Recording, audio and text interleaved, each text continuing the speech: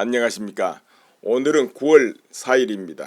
태양광의 문제점 오늘 들어볼까 합니다. 태양광 사업은 이거 긍정적인 부분도 많이 있습니다. 지금은 아니지만은 앞으로 태양광 패널이 성능이 지금보다 2배, 3배, 4배, 5배 이렇게 점점 성능이 좋아진다면 유용하게 활용될 수 있다. 건물 등에 이런 부분이 긍정적인 부분이 많이 있습니다. 그렇지만 현재 상태로만 평가해 본다면 문제점이 너무 많아요. 그래서 오늘은 그 문제점을 하나하나 짚어보고, 그리고 비도 많이 왔죠. 그래서 또 토사도 휩쓸려 내려가고 그랬는데요. 그 부분도 살펴보기로 하겠습니다. 전국적으로 심각하게 산림 훼손이 진행 중에 있습니다. 수십 년간 피땀 흘려가지고 애지중지 갖고 온 산림이 훼손되고 있습니다. 아직까지는 그래도 볼만하다 이렇지만 여기서 몇 년 더 앞으로 계속 지속된다면 전국의 산림 훼손이 얼마나 많이 되겠습니까? 이런 걸 생각해 보면은 이거 안타까운 일이에요. 그 애써서 갖고 오는 산들인데 북한의 산림하고 뭐 비교할 수는 없고 이건 좀 지나친 비약이다 해도 좋습니다만은 북한이 이제 잘못된 정책으로 가지고 굶주림에 허덕이는데요. 해년마다 북한에서 식량을 증산한다 이런 명분으로 산에 나무를 베내고 깎아내고 밭을 잇고 왔거든요. 이게 전국적으로. 그래 놓으니까 결국은 어떻게 됐냐, 비만 오면 막 쓸어 내려가 버리고 밭이고 뭐고 다 쓸어 버리는 거예요. 그리고 비가 그치면 그 자리가 돌덩이처럼 굳어져 가지고 농사도 못 진다 이 말이에요. 밭농사도 그 지경이 돼 가지고 결국은 굶주리게 됐는데요. 이게 이제 잘못된 정책이 만든 그 결과입니다.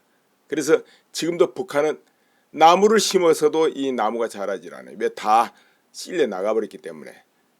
그런 악순환이 지금 지속되고 있는데 태양광 이 산림 훼손이 굉장히 진행 중입니다. 그래서 그런 실태도 한번 보고, 그리고 산사태 위험이 가중되고 있다는 거죠. 그 부분 또 한번 오늘 산사태 난 거 여기저기 알려드리겠습니다.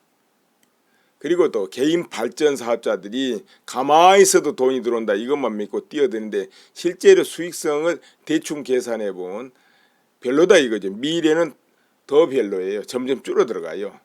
그래서 이것이 실제적으로 국가적으로도 이익이 없는 사업이다. 그나마도 보조비를 받아가지고도 그 모양 그 꼴이다 이런 이야기죠. 그래서 그거 실태를 한번 알아보고, 그리고 이제 폐기물 독성 이 문제가 큰 문제입니다. 15년마다 이렇게 폐기를 해야 되거든요. 수명이 20년이다 그러지만 그보다 훨씬 짧을 수도 있어요. 중국제 이런 거 들어오면. 그래서 이 폐기물 문제 이거 큰 문제고요. 그리고 가는 곳마다 눈을 거스립니다. 경관을 다 버려요. 그러니까 풍치 좋은 곳에 그런 거 있으면 아주 다 버려버린다니까. 이제 특히 강원도 같은데요. 이제 그런 부분이 있고, 태양광이 한국 환경하고는 본래부터 안 맞는다. 자, 그래서 이런 부분 저런 부분을 오늘 좀 말씀드릴까 합니다. 2010년 한 해 30헥타르 정도 산림 훼손이 있었다 그럽니다. 태양광 때문에. 그런데 현재 문정부 들어서 가지고는 작년에만 해도 그 전년보다 3배, 3배입니다. 그리고 7년 전은 48배인 1434헥타르 산림이 사라졌다 이런 이야기죠. 그런데 지금 현재 시작이 불가합니다. 이거 현재는 여기서 이제 얼마나 더 산림 사라질지 이제 더 지켜봐야 되겠는데, 물론 그렇게 되지는 않을 겁니다. 왜냐면 전국 곳곳에서 이제 그 위험성을 알아차리고 또 반대를 하고 있고, 그리고 실제 이제 미래 수익성이 계속 줄고 있거든요. 그렇기 때문에 지금 멋모르고 막 설치 업체들이 선전하니까 뛰어드는데 그건 아니다 이거죠. 그래서 오늘 수익성까지도 한번 살펴볼까 합니다. 사고 한번 볼까요? 7월 3일 그때 좀 비가 좀 왔잖아요. 많이 오진 않았어요. 근데 여러 날 이제 그 비 올 때가 있었습니다. 그래가지고 땅이 물러져 가지고 그랬겠지만은 7월 3일 새벽 2시께 청도군 매전면 옥망리 쪽이에요. 그쪽에 이제 산비탈에 태양광 발전 시설 이게 설치됐는데 이게 일부가 그냥 나무 토사든가 무너져 가지고 왕복 2차로 도로 10m 정도에 쏟아지는 사고가 있었어요. 그때 새벽에 그래서 사고는 크게 난 건 없었는데요. 아무튼 간에 이런 일이 있었는데, 또 5월 달에는 경기도 연천군에서 한 야산입니다. 그쪽에 태양광 발전 시설 이 지역에서도 봄비 조그만데 사태가 났어요. 그래가 또 무너졌죠. 같은 날인데 5월 강원도 철원군 갈마르브 한 야산에서도 겨우 50mm 비가 왔는데 태양광 발전시설 공사장 공사 중이었죠. 그래 축대 옹벽이 무너진 사고가 발생했습니다. 이런 사고들이 이제 계속 일어나고 있는데 8월 29일 이제 며칠 안 됐습니다. 강원도 철원군 갈마릅 대대리 태양광 발전소 여기 공사 현장에서 축대 10여 미터가 이제 무너져 내린 겁니다. 그래가지고 주택 2개동이 토사에 묻히고 현장에 일하던 근로자 인근 주민 10명이 이제 대피를 해야 했고요. 또 8월 23일 이제 그 전입니다. 태풍 솔링 영향으로 또 제주 한 주택 지붕에 설치되던 태양광 패널이 휙 날아가 옆집을 덮쳤죠. 그리고 이제 9월 3일 어제입니다. 어제 오후에 충북 청주시 오창읍 성제 2리에 여기 태양광 발전 패널 공사 현장인데요. 여기에서 또 막 토사가 무너져 내려가지고 큰 골이 2m 되는 골이 생기고 그 흙탕물이 인근에 이제 논이고 밭으로 막 흘러 들어가지고 그 주민들은 이제 어처구니 없이 토사 때문에 올해 농사 망쳤다 이렇게 할 판이 돼버렸다 이거죠. 그저 그 큰 나무들 다 베내가지고 이런 일이 벌어졌다 이런 것이죠. 그러다 보니까 이제 태양광 발전 반대 이런 시위도 많이 일어나고 있습니다. 곳곳에서 태양광 발전 반대 위험하니까요. 그 한 애가 강원도 항둔 송계리 이쪽이 축구장 면적 7배 정도 되는 면적에 이 태양광 발전을 추진하는가 봅니다. 그러다 보니까 주민들이 전달에 이제 17일 오후 3시 막 건립반대 집회 개최도 하고 그런데 왜 그런가 하면은 이쪽이 풍광이 좋다고 그래요. 풍치가 좋답니다. 치악산하고 주천강 등이 수리한 경관이 있어가지고 관광객이 한 해에도 한 30만 명이 이렇게 온다고 그럽니다. 그런데 이렇게 여기저기 곳곳에 태양광 발전소가 만들어져 있으면 누가 오겠냐 이런 것이죠. 이제 반대하는 것입니다.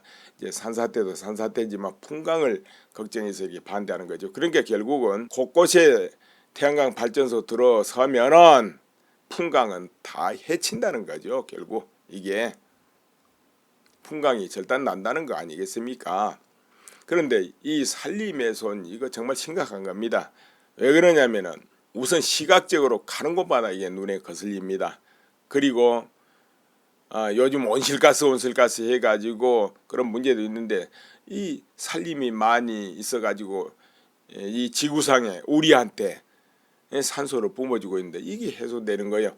그리고 산림 나무가 또 어떤 역할을 하냐면 물탱크 역할을 합니다. 물탱크. 그건 뭐냐 비가 많이 오면 나무에서 정 물을 빨아 올려가지고 저 나무 잎사귀 줄기까지 가득 채웁니다. 그러니까는 산에 가득한 나무가 엄청난 물을 보존하는 겁니다. 그렇게 해가지고 또 비가 그치면은 천천히 내보낸다고 그래요. 그러다 보니까 항상 그 산이 촉촉하게 젖어 있고 그 물이 늘 흐른다고 그럽니다. 그래서 원래 나무가 많은 곳은 댐을 만들지 말아라. 오히려 댐을 만들면 손해다. 이런 학자들까지 있습니다. 그러나 이제 보통 댐은 그 밑에 나무 없는데 꼴차기에 만들잖아요.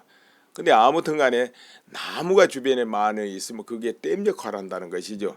그래서 산림을 되도록 파괴하면 안 되는데 또 가장 문제가 뭐냐면은 그 멀쩡한 그 산을 깎아 가지고 이 태양광을 합니다. 그런데 이제 태양광 이 발전 이게 큰 수익이 많이 나는 게 아닙니다. 계산보다. 그러다 보니까는 옹벽이고 뭐고 이거 단단히 할 수가 없어요. 그거 하면 손해가 더 나니까요. 그래 대충 깎아서 해놓으면 이것이 바로 산사태 엄청 위험 바로 구간이 된다는 거죠. 그럼 올해 비가 오긴 나서도 많이 온 비가 아닙니다. 예를 들어서 400mm가 왔다 하지만 그렇게 하루에 갑자기 쏟아지고 이런 거는 오히려 이 사태가 잘 안 나고요. 사태가 언제 많이 나냐면 비가 꾸준히 올 때, 비가 꾸준히 오는데 갑자기 이제 비가 하루 이틀 마야 버릴 때 이때 사태가 많이 납니다. 그러니까 이제 땅이 촉촉하게 저 밑에까지 젖어 들어간 상태에서 몽땅 비가 오면 바로 사태가 나거든요. 과거에 그때가 언제니까 40년 50년 전이니까 한번 곳곳에 전국에 그 산사태 날 때가 있었는데 그럴 때가 있었어요. 그때는 안양이고 이런데 지나가면 곳곳에 산에 그냥 엄청난 사태가 나 있었어요. 근데 이 사태가요, 처음에는 그여 한 수레 정도 흙이 무너져 내립니다. 그러나 그 밑에가 전체가 물렁흙이기 때문에 크게 밀리고 흙의 무게 이런 게 쌓이면서 쓸고 내려갈 때는 깊이 한 2m, 3m를 그냥 광범위하게 쓸고 내려갑니다. 그러다 보니까는 아무리 큰 나무가 밑에 있어도 소용없어요. 뿌리채 다 뽑혀서 밀려 내려갑니다. 이게 그 사태 형국이거든요. 그런데 아직 이제 큰 비들이 안 와가지고 이제 그런 걸 이제 우리가 크게는 볼 수 없습니다.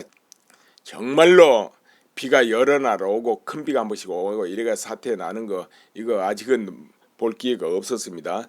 그래서 그때 이 태양광 사태가 더 크게 터질 거라 이렇게 생각이 듭니다. 지금은 아무것도 아니지만은 그러면 이런 태양광 설치된 곳이 그 밑에가 농지가 있다거나 아니면 주택이 있다거나 굉장히 위험해지는 겁니다. 그리고 이제 이런 태양광 저 멀리 떨어져 있어야 돼요. 만약 이런 농지 같은 거 썰어 놓으면 그 손해배상은 또 누가 해야 돼요. 그래서 이런 문제가 있고, 아까 말씀드렸듯이 이 폐기물 이게 큰 문제입니다. 15년마다 이거 다 폐기해야 됩니다. 그런데 이게 중금속 덩어리라는 것이죠. 이거 어디다 폐기를 하겠습니까? 이 폐기 비용은 생각 안 되나요? 패널 수명은 15년, 20년 이렇게 말합니다. 근데 중국제 패널은 더 수명이 짧다 이렇게도 말하거든요. 그래서 그냥 15년 이렇게 계산해 보는데 그것도 10년밖에 안 될 수도 있어요. 그 중국제 같은 거는. 그리고 이거 친환경이 아니에요. 어디 가나 번쩍번쩍해요. 눈에 거슬려요.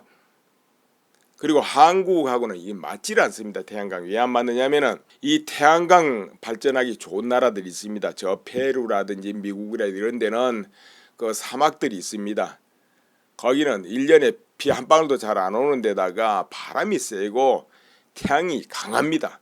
또 그리고 버려져 있습니다. 땅이 얼마나 좋습니까? 뭐 땅값도 안 들고 그냥 갖다가 설치해 놓으면 그냥 되는데 햇빛도 짱짱 내리죠. 그런 데가 태양광 사업하기 좋지. 우리나라는 땅이 좁아요. 우선 땅도 좁고 비 많이 오고 구름 끼고 겨울철 있고 그리고 어떤 해는 1년 내내 비 올 때도 있습니다. 구름 끼고 1년 내내 비 올 때가 있어가지고 농사를 망쳐버리는 해도 있거든요.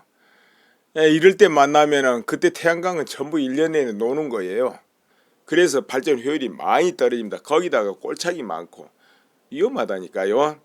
방향 잘 잡아야 되고 이런 부분이 있습니다. 이 태양광 그나마 이제 우리나라에서 좀 그래도 햇빛 잘 쬐고 좋다 하는 데가 어디냐면 저 남쪽입니다. 남쪽 바닷가. 이 태양광이 바람도 세게 불어야 돼요. 왜 그러냐면 먼지가 늘 앉기 때문에 바람이 많이 불어주는 곳이 좋습니다. 그래서 이제 해변가 같은데 염전 같은데 좀 많이 하고 있습니다.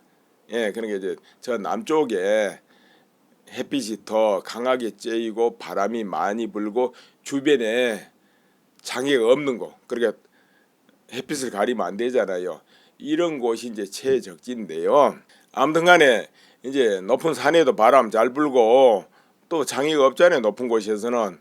그러니까 그런 곳이었다 하는데 거기에 아름들이 나무 막 잘라내 가지고 하는데 이게 도대체 계산이 맞냐 이거예요. 그 좋은 나무 잘라내가면서 있다고 해가지고 이게 계산이 국가적으로 내가 볼 때는 안 맞아요. 그리고 현재 태양광이요 이 정도 되면 할 수 있습니다. 지금 패널이요 지금보다 뭐 2배, 3배, 4배 성능이 좋아져 가지고 건물에 붙여도 그냥 정부 보조금 없이 딱 붙여가지고 한전에 전기를 팔기만 해도 수익이 난다. 이렇게 되면 해볼 만해요. 그렇게 되면. 그러나 지금은 보조금 안 받고는 이거 계산이 안 돼요. 발전업자한테 파는 재생에너지 인증서 말이에요. 그게 REC 그게 바로 보조금 택이거든요. 발전업자가 사준다냐. 발전업자는 어디 땅 파다 갑니까? 자기들 그 이익 나야 되잖아요. 그거 다 발전 단가에 포함된다는 거죠. 그렇지 않습니까? 그러면은 발전 단가에 포함되면 또 국민이 그 전기를 사용할 때 비싸게 사용하잖아요. 그렇게 결국 국민이 보태주는 거예요. 그거. 그런데 이게 지금 친환경이란 이름으로 이걸 하는데 이게 어디 친환경입니까? 제가 지금 잠깐 말씀드렸습니다만 산림훼손에다가 산사태 위험에다가 그리고 폐기물 독성에다가 산림훼손에서 풍광 해치는 거 가지가지 이런 걸 볼 때 이게 손해지 이기겠습니까 이거? 그리고 절대농지에도 태양광을 설치할 수 있다. 이런 말들이 있습니다. 절대농지. 절대농지는 농사에는 벼농사라든가 이런 거에는 절대 못하게 나머지는 못합니다. 그럼 이제 절대농지에 태양광을 설치해서 8년마다 연장 승인을 받는다. 이렇게 합시다. 물론 8년하고 그거 뜯어내라면 안 되죠. 그건 이제 손해니까 그렇게 할 사람도 없고. 그럼 이제 8년마다 그건 뭐냐면 이제 국가에서 벼농사 지어가지고 쌀 생산을 필요로 할 때 이급 시에는 그거 뜯어내고 농사지라 이런 이야기겠죠. 그렇지 않을 때는 계속 연장해서 3번을 연장해 준다 이거죠. 그리고는 다시 원상 복구해라 이런 이야기인데 과연 그렇게 설치해 가지고 그래가지고 수익 나겠습니까? 말하자면 원금 뽑아내는데 그래 한 7, 8년 걸리고 나머지 한 8년 정도 가지고 수익 내는데 벼농사 짓는 수익보다 그게 더 낫겠습니까? 그거 설치해 놓으면은. 그리고 또 거기서 절대농지에다가 태양광을 쭉 설치해서 계속 끌고 간다 합시다. 지금 우리나라 식량 자급률이 23%입니다. 그런데 쌀은 남아돌아도요. 실제 자급률은 그것밖에 안 돼요. 그래서 외국에서 콩이다 밀가루다 여러 가지를 사들여가지고 그걸 이제 먹고 있는 거죠. 쌀은 남아돕니다. 그러나 우리 식량 자급률이 굉장히 위험한 상태죠. 그런데 전 세계적으로 흉년이 들거나 아니면 전쟁이 나가지고 수급이 불편해지거나 이렇게 될 때는 엄청나게 식량이 폭등하게 되는데요. 그때는 이제 감당이 안 되죠. 우리나라 같은 나라는 특히 남북이 어떤 계기로 통일이 된다 할 때 엄청난 식량이 필요합니다. 그래서 창고에 돈이 들더라도 넉넉하게 비축을 해놔야 되는 나라입니다. 한국이란 나라는. 그런데 이제 그 비축할 때마다 정부에서 그 수매를 하다 보니까 돈이 많이 들어요. 또 창고 그 유지비도 많이 들고 그러다 보니까는 그것도 좀 아낄 겸 그 전기 생산하면 안 낫겠나 이제 이런 발상으로 그런 연구가 이제 나오는 것 같은데요. 그거 사실 굉장히 위험한 겁니다. 그거. 그리고 그렇게 크게 수익이 안 나요. 수익이 크게 나는 게 아닙니다. 이거. 이 태양광을 하더라도 살림 베고 이렇게 하는 거는 안 된다. 난 그렇게 봅니다. 저 사람들이 잘 안 가는 야지 같은 데 하는 걸 몰라도 사람들 많이 가고 관광지역 이런 데도 하지 말아야 되고 그리고 경사진 곳도 하지 말아야 되고 갖고는 살림을 파괴해가면서 하지 말아야 되고 그렇다고 봅니다. 그런데 왜 이토록 하느냐? 이제 수익성이 커서 그럴까요? 제가 이제 지금부터 수익성 이야기하는데 수익성은 별로 없는 것 같아요. 그럼 또 한 가지 있습니다. 이 태양광을 하게 되면은 그 산지라든가 이런 곳이 잡종지로 바꿀 수가 있습니다. 잡종지. 그러다 보면 잡종지가 또 딴 걸로 바뀔 수도 있고 안 그러겠습니다. 나중에 그것을 노리고 하는 경우도 있다. 나는 그렇게 봐집니다. 물론 이제 길도 없고 사람들 갈 수 없는 곳에 잡종지 바뀌어 놓은들 뭔 크게 의미가 있겠냐 이럴 수도 있지만 그래도 가까운데 길 낼 수도 있고 길하고 가깝고 이러면 잡종지로 바꿔놓으면 그거 큰 돈 될 거 아니에요? 이제 그런 것을 노리고 하는 경우도 있다. 그럼 그건 투기죠. 그렇게 되면. 그렇죠? 근데 그런 경우를 노리고 하는 경우도 있는 것 같고 아무튼 수익을 한번 봅시다. 100kW 정도 용량으로 가지고 설치를 하는데 땅은 이제 200평에서 500평이 필요하다 이거죠. 땅은 왜 그러냐면 이제 완전 남쪽일 때는 한 200평 가지고도 된다 이런 계산이 있는데 보통 200평에서 500평 이렇게 필요한데 이게 비용이 어떤 곳에서는 3억 정도 잡고 어떤 곳에서는 2억 3억 뭐 그래요. 그런데 예를 들어서 조금 저 높은 지역에 그런데 하면 4억도 들 수 있죠. 왜? 옹벽도 만들어야 되고 또 송전선 같은 거 깔고 해보세요. 그러면 이제 공사비가 많이 들죠. 그러니까 이게 정해진 건 아니에요. 그리고 또 어떤 패널로 어떤 방식으로 공사하느냐에 따라서 비용이 늘기도 줄기도 하니까 이게 딱히 얼마라고 할 수 없습니다. 그래도 그냥 대충 잡아보면은 전에 대충 들어보니까 한 100kW 하면 뭐 한 3, 4억 든다고 그래요. 이제 자기 돈 한 2억 드리고 또 융자 2억 받으니 50% 정도 이런 말을 내가 들은 적 있는데 아무튼 간에 원금을 회수하는데 15년이 걸린다 이런 말도 있었는데 요즘에 패널이 좋아져 가지고 8년 정도면 회수가 된다 이렇게도 또 보고 있더라고요. 더 길 수도 있지만 그래 8년 잡아 놓겠습니다. 회수기간 8년. 그 말은 뭐냐면은 이 태양광은 한 15년이나 이렇게 지나면 내버려야 돼요. 갖다 폐기해야 돼. 그리고 거기 뭐 2억이 들었든 3억이 들었든 그거 날라가 버리는 게 그 돈을 뽑아내는 기간이 8년 정도 된다 이 말. 그러면은 8년 지나서 또 8년 정도 운영한다면 그게 순수익이 된다 이렇게 되겠죠. 내 자신 이제 태양광 발전 이런 데 전문가도 아니고 그 설치 분야에 이제 아는 사람한테 이리저리 문의하고 확인하고 해본 결과 대충 여러 가지로 말이 나와요. 보니까 업자들이 한 달에 200만 원 수익 낸다 그렇게 합니다. 근데 200만 원 실제로 수익도 못 낸다고 봐야 되겠어요. 자, 그런데 8년 동안에 200만 원을 번다고 이제 계산해 봅시다. 8년 동안은 그러니까 이 계산은 예를 들어서 15년, 16년 내내 한 달에 200의 수익을 안겨준다 이런 차원의 계산이에요. 이 패널이란 건 점점 가면서 약화되거든요. 다음에 뭐 15년 이렇게 되면 폐기해야 된다 이 말은 그때는 발전을 못한다 그 소리 아니겠습니까? 그래서 그냥 총 따져가지고 한 달에 200 수익을 안겨준다 이렇게 계산을 한다 이겁니다. 200 수익도 안 될 것 같지만은 REC 이런 판매 비용 이런 게 줄면 200도 안 됩니다. 장차는 이제 시간이 흘러가면 안 된다고 봐야 되겠죠. 그렇지만 계산하기 좋게 그렇게 잡아놓는다 이거예요. 그 들어가는 원금 빼내는 거니까 그건 날라간 거. 그러면은 결국 16년 잡으면 한 달에 80만에서 100만원 수익을 보는 겁니다. 80만에 100만원. 또 여기서 또 인건비도 조금씩 나가야 돼요. 관리비 좀 있어야 되니까. 이게 나가는데 그럼 이 수익은 어디서 나오냐? 한전에다가 전기를 파는 거. 그러니까 한전에서 전기를 사주죠. 그걸 보고 SMP라고 합니다. 이게 있고 일반 원전 발전소 그리고 석탄 발전소 이런저런 발전업자들이 또 1년에 의무적으로 사야 되는 게 있습니다. REC라고. 이제 그거는 재생에너지 공급 인증서 이래가지고 발전소 하는 그 공급 의무자들이 이 인증서를 사야 됩니다. 그러니까 국가에서 이렇게 법으로 만들어 놓은 거예요. 일종의 이런 방식을 통해서 보조금을 주는 택입니다. 태양광 하는 사람들한테. 이거 이제 REC라는데 이걸 이제 의무적으로 사준단 말이에요. 그러니까 개인들이 태양광을 하는 경우는 바로 한전에 전기를 파는 SMP 그리고 일반 발전 사업자들한테 파는 REC 이걸로 가지고 수익을 내는 겁니다. 그런데 이 REC 수익이 실제 한전에 파는 것보다 더 커요. 그러니까 뭐냐면 한전에 파는 거가 그 순수 생산 비용이라 보면 돼요. 그걸로 수익이 원래 날 수 있어야 됩니다. 한전에만 팔아먹는 걸. 그런데 그게 안 되니까 이제 발전업자들한테 REC란 걸 또 파는데 그 REC가 결국 알고 보면 국가에서 보조하는 택이죠. 보조금 주는 택입니다. 이게 생산성이 태양광이 이런 겁니다. 그럼 보조금은 누가 줍니까? 국민이 준 거죠, 세금으로.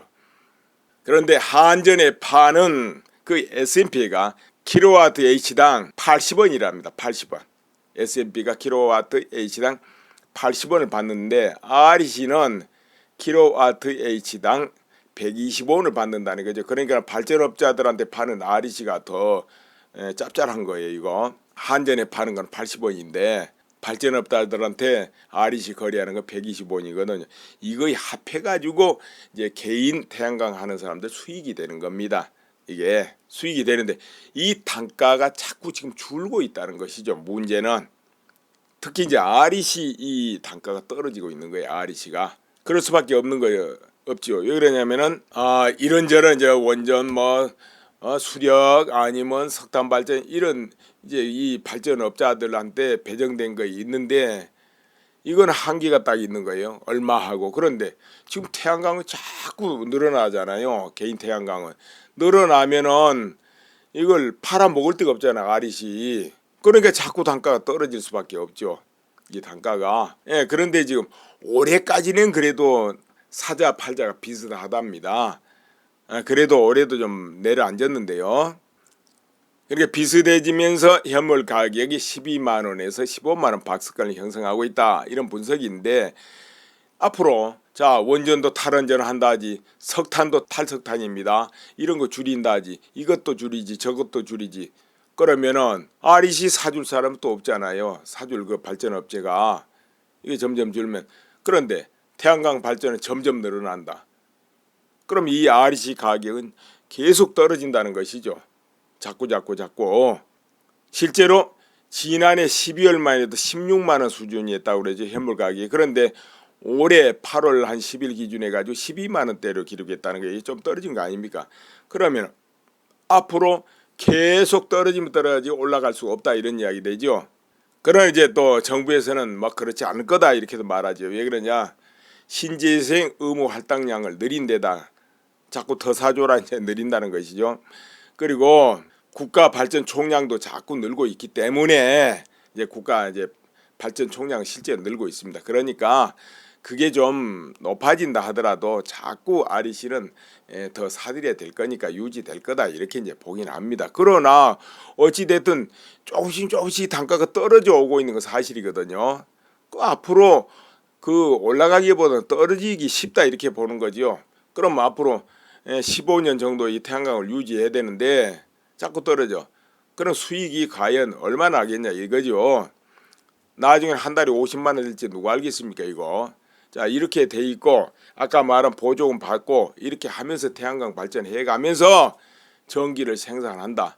그럼 국가적으로 볼 때는 이게 과연 이익이냐 이거죠. 개인들이야 뭐 어떻게든지 태양광 해야지 매달 얼마 남으면 되겠지만은 전체 국가적으로 이걸 볼 때 이게 과연 이익이냐 이렇게 판단해 볼 필요가 있다는 것이죠. 말하자면 북한에서 산림을 보존한 게 이익이냐 산림을 잘라내고 밭을 만드는 이익이냐 이거 계산을 안 해가지고 망했잖아요. 그런 거 해볼 필요가 있다 이거죠. 그러니까 개인 발전하는 사람들 이익은 결국은 S&P 그리고 플러스 해가지고 REC 이건데요. 거기다가 이제 가중치라는 것도 있긴 있습니다. 이 가중치로 가지고 또 답이 나오는 겁니다. 가중치는 일반적인 경우는 1입니다. 1. 이게 평균 1입니다. 그런데 이게 일반 부지에 했을 때는 1.2 조금 더 주죠. 그리고 물 같은데 수면 위에다가 설치하면 1.5 가중치가 조금 높아집니다. 왜 그러냐면 거기 설치비가 많이 들잖아요. 이렇게 되고 또 3000kW 이상 초과해서 많이 설치할 때는 이제 가중치가 오히려 1보다 떨어져 가지고 0.7 이런 식으로 내려갑니다. 또 대량 설치를 하면 실제 평당 설치 비용이 좀 줄어들지 않겠습니까? 그렇기 때문에 이제 이런 가중치가 있는데요.